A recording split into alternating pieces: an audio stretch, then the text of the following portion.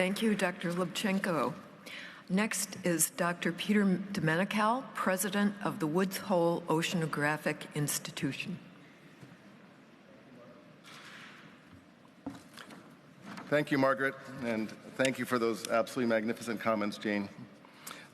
Your Excellencies, ladies and gentlemen, it's a great honor for me to attend this timely and important gathering of the world community.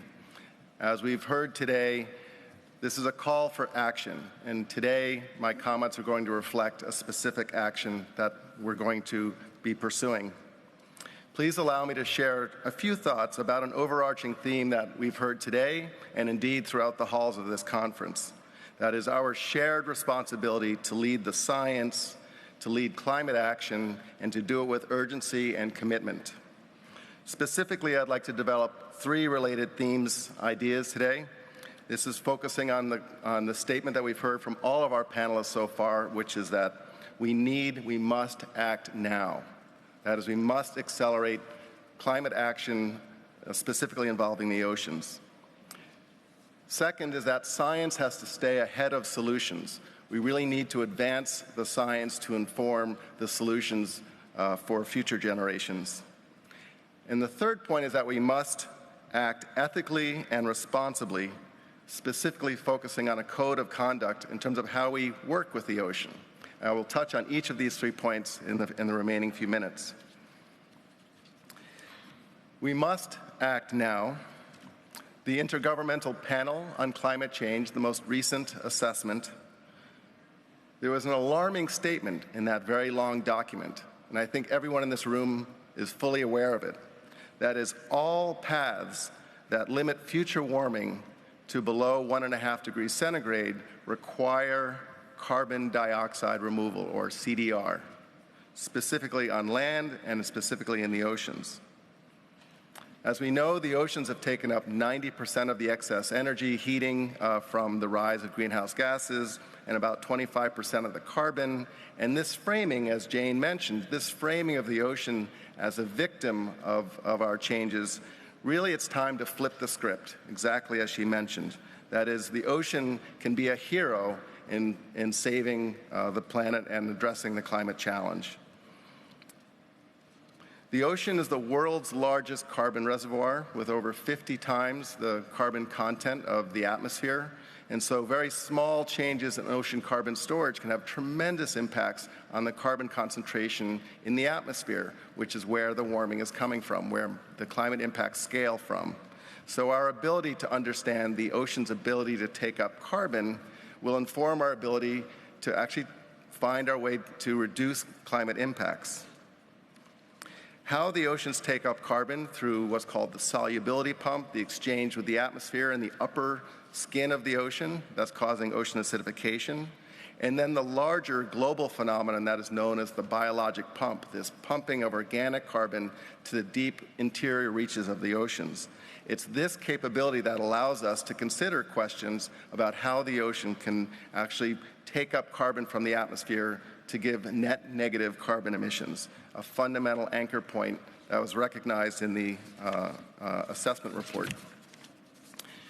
The National Academies just recently published a study that looked at 6 different approaches, ways in which the oceans and ocean processes can take up carbon from the atmosphere at scale and with the urgency that's required that we've heard from the prior panelists. A requirement for all of these approaches, every one of them, is a need to be able to measure, to monitor, and to verify the carbon flows in the ocean.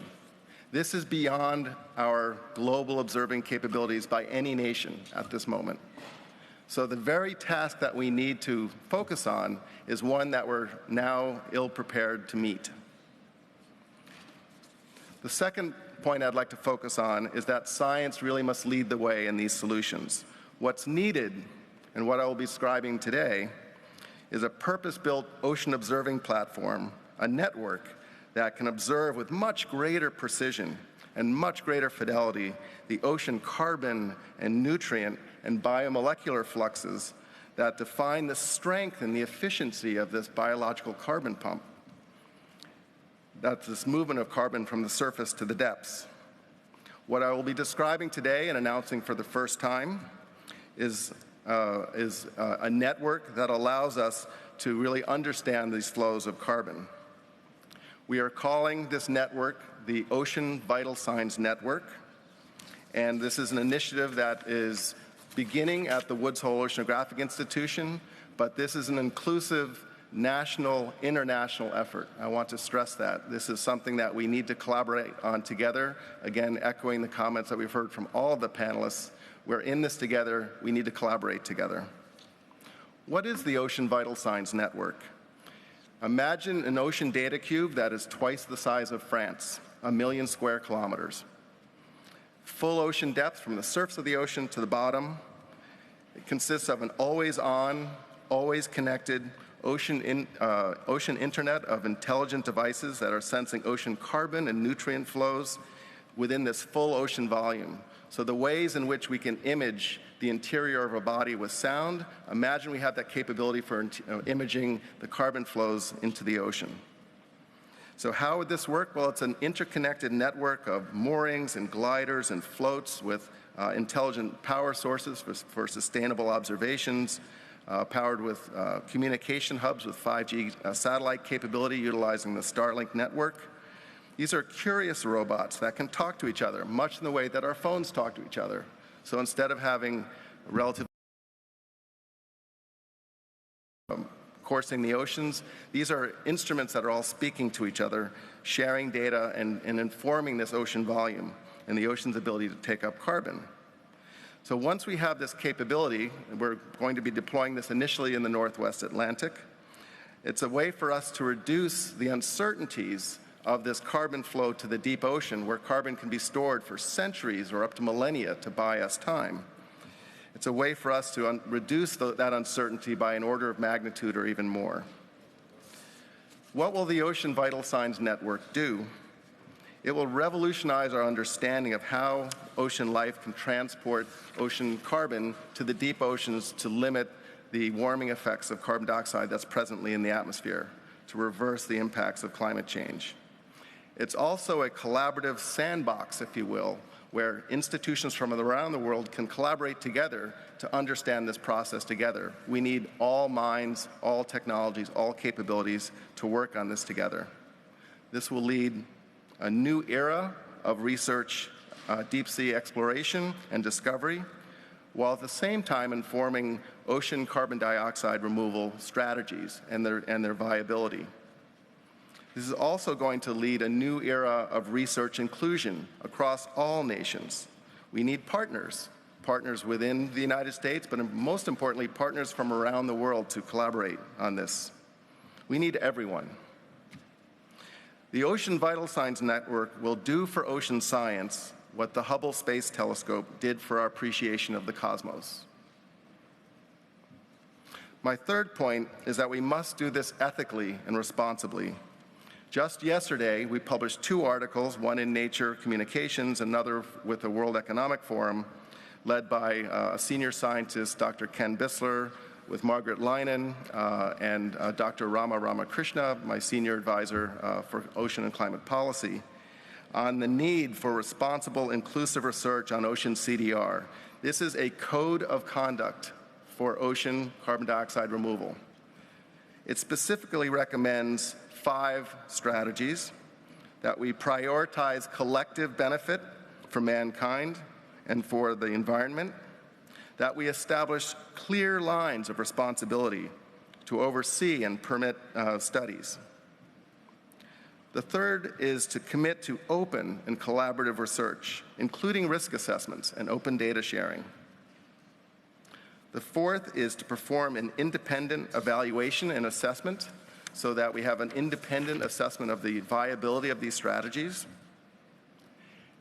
The last point, the last code of conduct principle, is to involve the public and regional stakeholders in the decision-making processes to inform ocean carbon dioxide removal.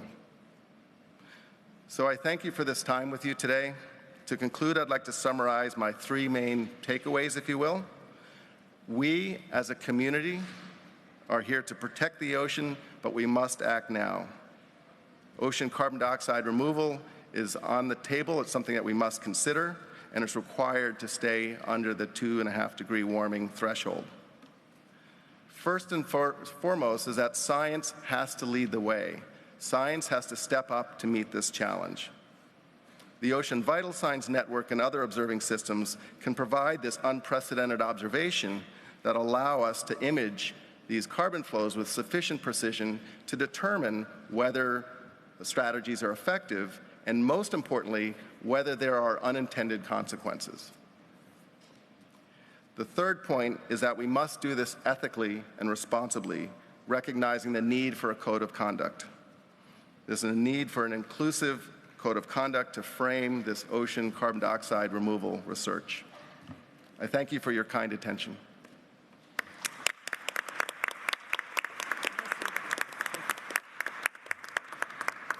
Thank you, Dr. Menocal. Next, we'll turn to Dr. Hide Sakaguchi.